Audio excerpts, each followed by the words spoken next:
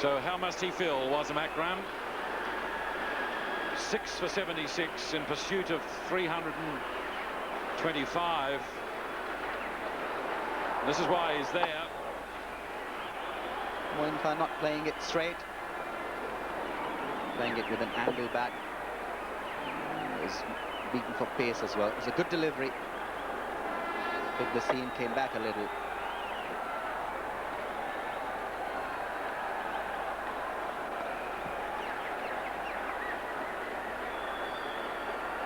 One just gets the sense that this side is so desperately dispirited now.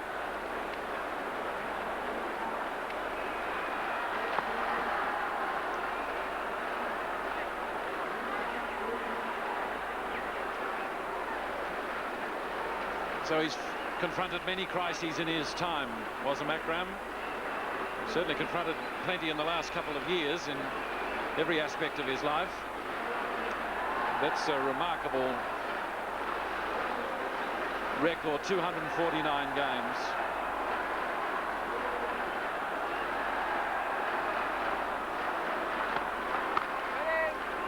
The amount of limited over cricket being played these days. There's going to come a day when someone plays 500 limited over games. There's no doubt about that. That's the over. 6 for 76.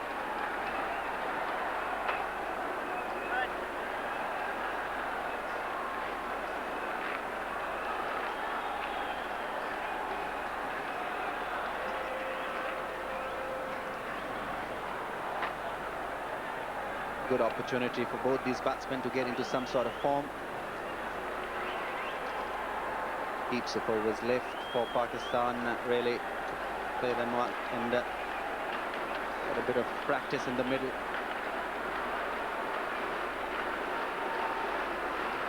Well, they don't really come much easier in this as it stands at the moment.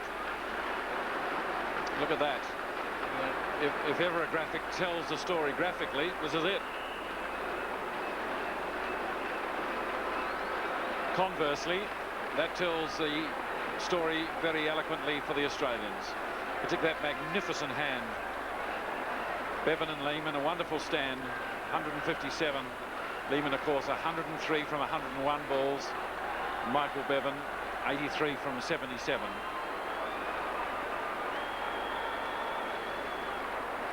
Yes, this is one area where the Australians have outplayed the Pakistanis.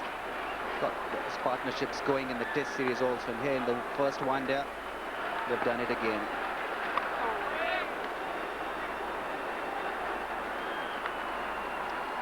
Reaching well away from his body there.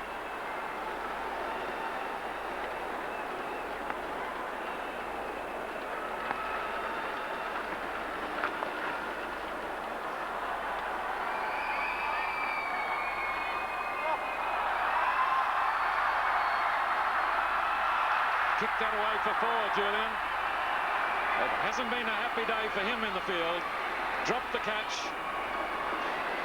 by Mr. Hale, and now got drops. He's in the deep. Well, that went pretty straight to him. All he had to do was to bend down and get it in the middle of the hands.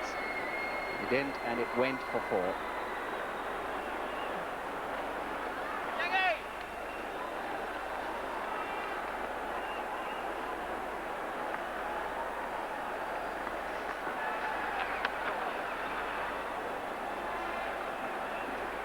It's a cruel game, isn't it, for bowlers if they,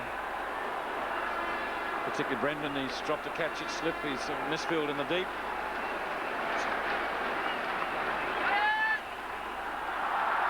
Squeezes this one neatly.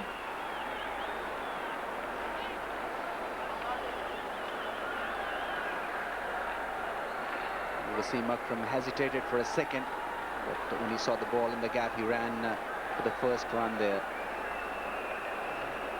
Yusuf is playing quite sensibly. He knows he's got loads of time here to settle down and establish his credentials.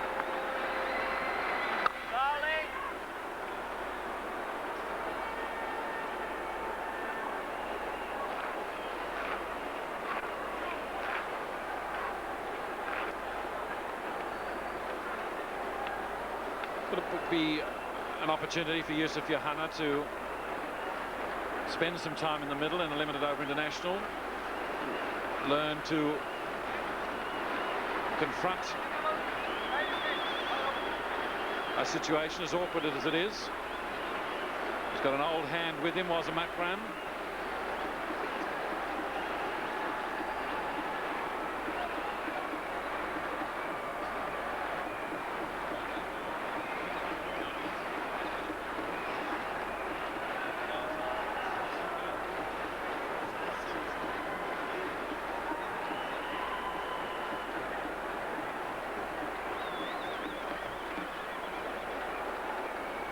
It'll be interesting how Wasim Akram plays the left armour. He's known to hit big and huge sixes at the spinners. It'll just be a little early for him to get into action. Bowling red. Oh, wow.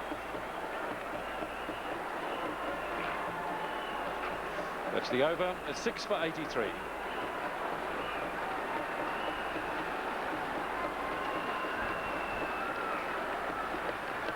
Wasim Akram must feel that Pakistan's in crisis every time he's involved at the front line, either with the ball or the bat.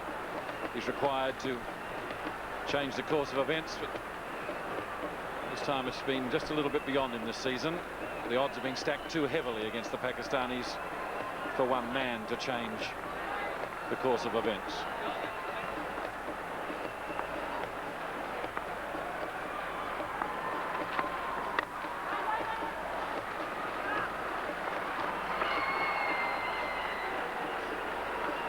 Good support in the field. Well, the fielding has been sharp. Steve Waugh picking the ball up quickly and getting rid of it as well.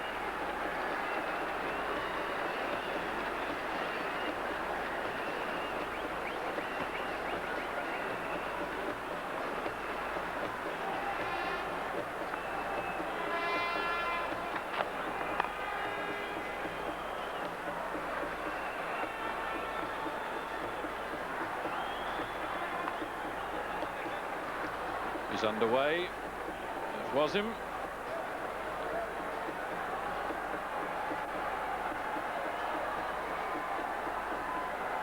He must grow weary, Wasim Akram, of the crises that he's had to confront.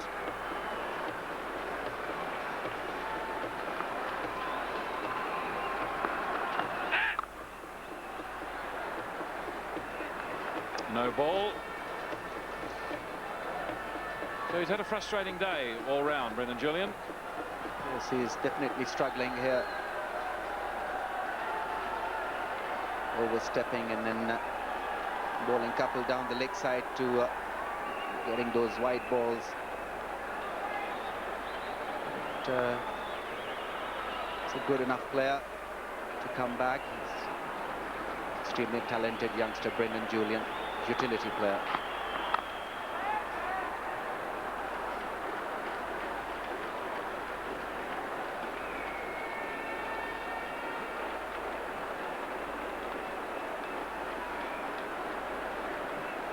The tempo has changed totally now. This rout of the upper order has left the crowd quietened and disillusioned, and has left Yusuf Yohanna with a nigh impossible task. You see a very subdued crowd. Were very animated when Afridi was involved, but as soon as Shahid Afridi fell, many of the crowd filtered away. The supreme optimists and the ones who have paid good money could pay up to 600 rupees, from 40 rupees to 600. So the top tickets are about 20 Australian dollars.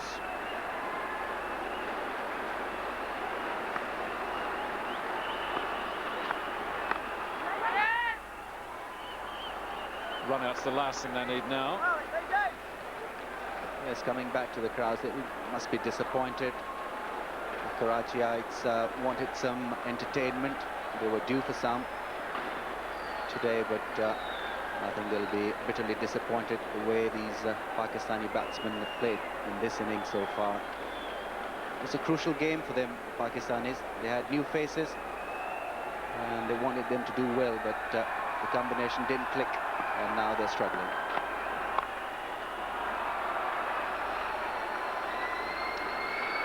But that one away off the hip, and a 6 for 86.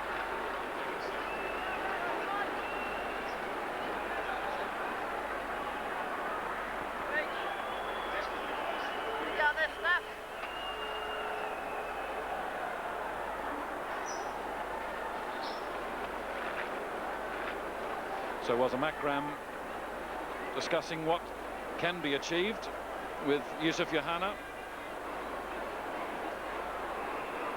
Seemingly impossible task.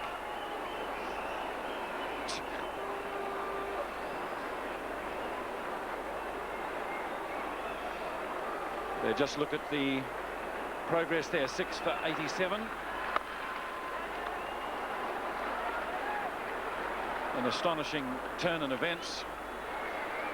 A change in the commentary position now. Alan Border with David Hawkes. Thank you, Mike. And what a tough day for Pakistan it has been. They won the toss, and that's about where it stopped. And Wasim Akram on strike to Brad Young. Bowling, Brad. Well, Pakistan need 5 more to save themselves from the embarrassment of being in the record books. The biggest victory by a team in a one-day internationals by Australia back in 84-85. The fellow commentator Alan Border won the man of the match with a 78-ball 100, fastest ever by an Australian. Australia won by 232 runs against Sri Lanka. They won the toss that day as well. So that was a day at the office, Alan. It's funny enough, I do remember that day, David. Make 100 and bowl the opposition out cheaply. Good day at the office. The Australians have had a good day at the office here. Completely outplayed Pakistan right from the word go. They dominated. Adam Gilchrist and Mark Waugh took to the early new ball bowling. Wasim Akram was a little unlucky, but the Australians still hit boundaries and just really took it to the Pakistanis.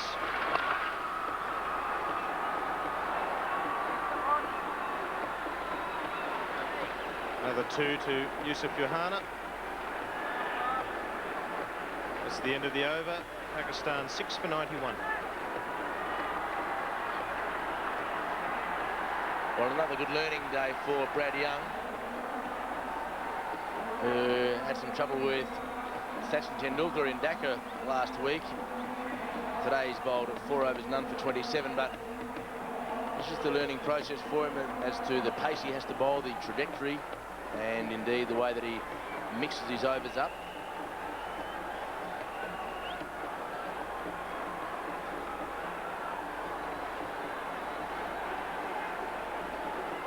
Yohana's been there for just on an hour. Wasim Akram obviously just gone to the crease.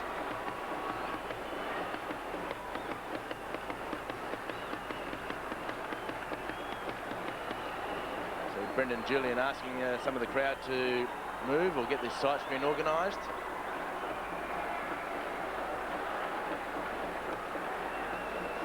So the band kept playing.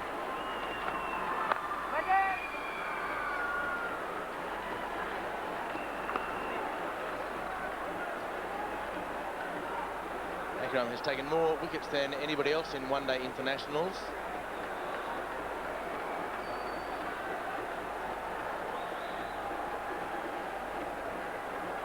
And, well, I think he's a far better player, Alan, than be averaging 15, even for allowing for the fact that he comes in late in the innings. So there wouldn't be too many not outs.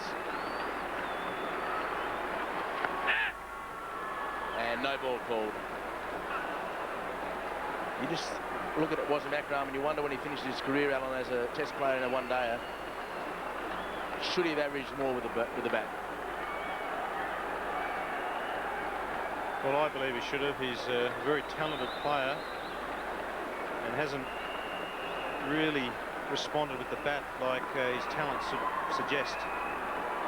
We know what a fantastic bowler he's been, and his batting is a little disappointing. Because he can do that.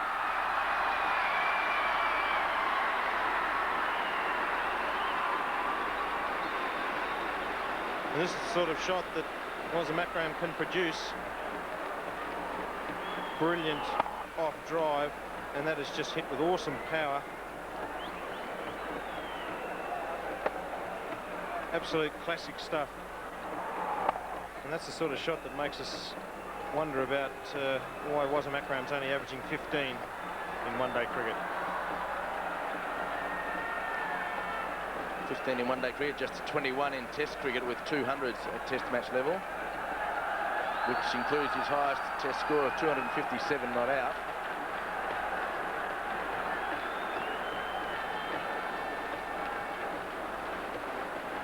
It's one of those that you just sit and ponder when he retires.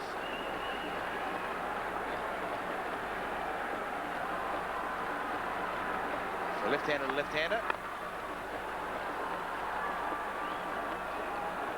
Wasim Akram has agreed to play for Canterbury in New Zealand this upcoming southern summer. The season must start in 3 or 4 weeks' time. There'll be a few New Zealand first-class batsmen won't be too happy about that news, but it'll be absolutely fantastic for cricket in New Zealand. And some of the young Canterbury quickies, or quickies in New Zealand for that matter, they'll learn a hell of a lot from this great man. Just wait for the umpire's signal. Leg byes, one would assume. Just checking that the ball is dead, and yes. So Pakistan sneak up to 6 for 98. This partnership already worth 22.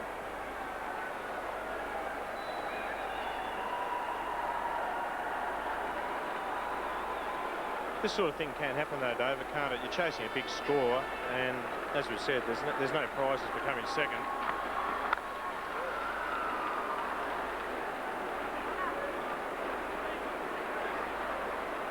So you just chase a big score like that, you throw caution to the wind. Sometimes it comes off and you might make a bit of a fist of it, but more often than not, you lose wickets chasing those quick runs and find yourself in the situation the Pakistanis find themselves in. 6 for 98, needing 7.5 runs and over. If they were 1 for 98, they'd be still half a chance, but they've lost too many wickets. And no ball. The ball's in the air, but it's a no ball, and the Australian players don't realise it's a no ball. They're just about to get a very rude shot. And the Tasmanian, the slowest to respond in Ricky Ponting.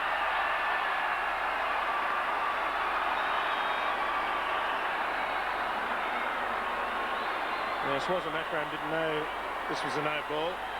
It's a very tight call. Wasim Akram trying to go over long on. Stephen Waugh takes a good catch running back. Unfortunately for the Australians, it was a no ball. Wasim Akram survives.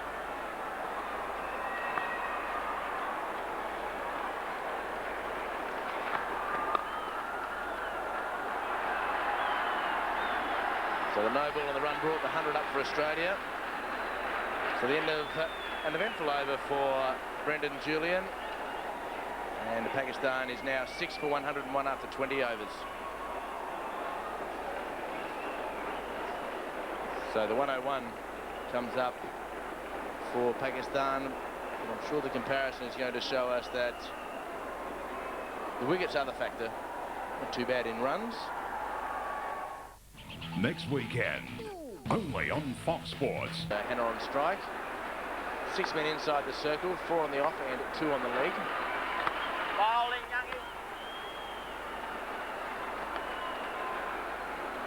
It's a good opportunity for Stephen Ward to give Brad Young his 10 full complement of overs. Try and work out the best field placings for this young man.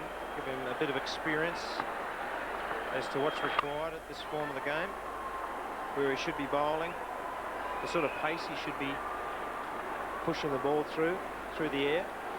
There was a feeling that he was bowling a little bit too slow through the air, just giving the batsman a bit too much time. So Stephen Ward now has the ability just to try and talk to his bowler. Just say, right, we'll just experiment. We've got plenty of runs today. Just experiment and see what feels right.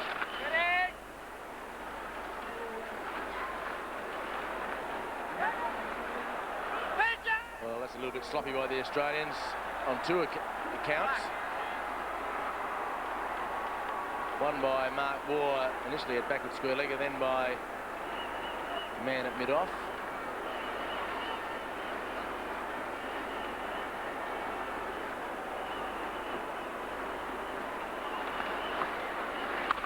So Akram goes towards mid-wicket and it bounces just in front. Damien Martin doing the stopping at deep mid-wicket.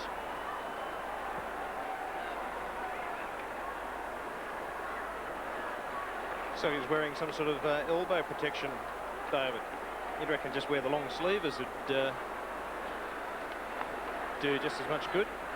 It is hot out there. Nice shot, Johanna playing very nicely today.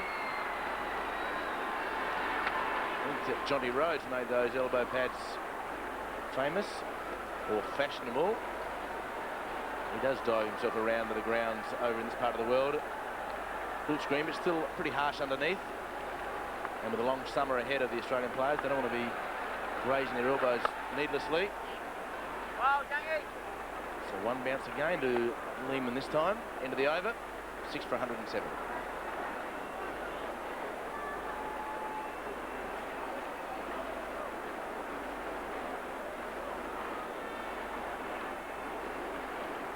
So nice view from stump cam there of the pitch.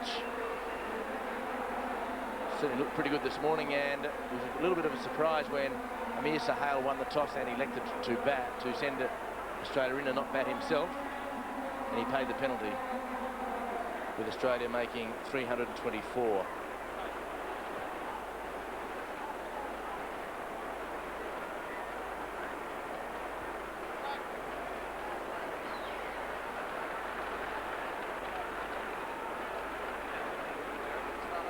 Nice little partnership for Pakistan. Steve Waugh having a chat to his number one bowler, Glenn McGrath, who opened the bowling from the opposite end. He's now going to bowl from the commentary box end. Some sensational figures for McGrath. 3 for 32 from 6 overs, including a drop catch. Brendan Julian dropped a relatively easy catch at second slip off the batting of Amir Sahal. Glenn McGrath sporting his new haircut. Looks a bit like Gomer Pyle, doesn't he? Golly!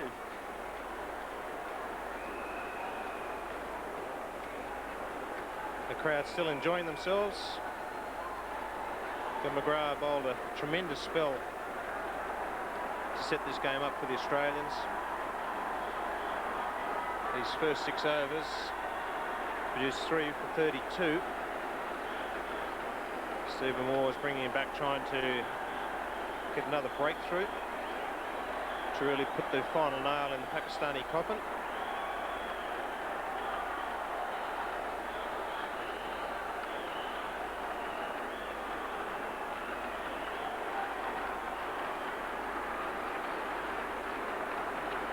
So McGrath to Akram. So Steve Waugh would like to break this partnership to try and split open the batting of Pakistan. Wasn't Akram the last of the recognised batsmen?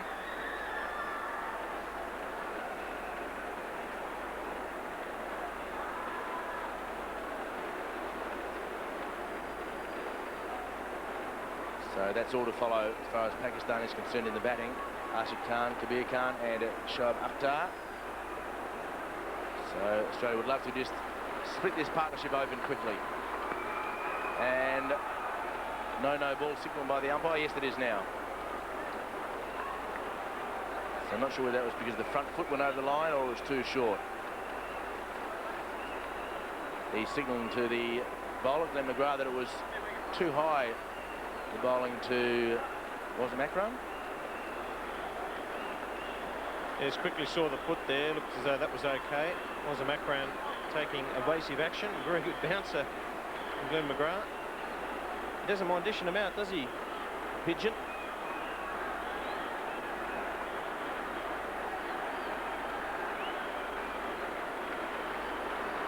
The Pigeon legs.